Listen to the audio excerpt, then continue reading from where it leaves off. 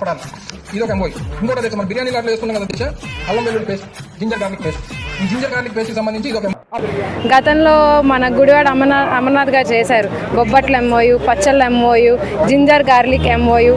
మీరు సాఫ్ట్వేర్ చదివిన వాళ్ళకి ఏం ఎంఓయూలు తీసుకొచ్చి మీరు ఏం చేద్దాం అనుకుంటున్నారో మాకు అర్థం కాలేదు.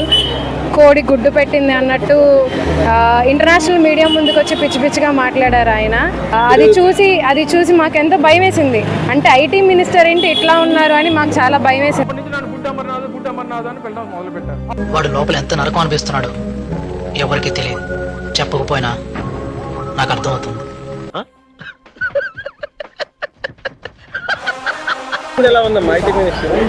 ఇప్పుడు నారా లోకేష్ చాలా ఇన్స్పైర్ అవుతున్నాం అండి. యాక్చువల్లీ ఆయన మాటలకి అంటే మాకు ఇంత నాలెడ్జ్ ఉంది, దీని వెనకమాల ఇంత ఉంది, డేటా సెంటర్ ఇలా వస్తుంది, లక్షల ఉద్యోగాలు వస్తున్నాయి, లక్షల మందికి ఉపాధి కలుగుతుంది, లక్షల కోట్లు పెట్టి తీసుకురావడం ఒక ఎత్తు అయితే లక్షల మందికి ఉపాధి కలిగిస్తున్నారు, 1,00,000 మంది ఫ్యామిలీస్కి జాబ్స్ వస్తున్నాయి. దానికి నారా లోకేష్ గారికి హ్యాట్స్ ఆఫ్ చెప్తున్నాం.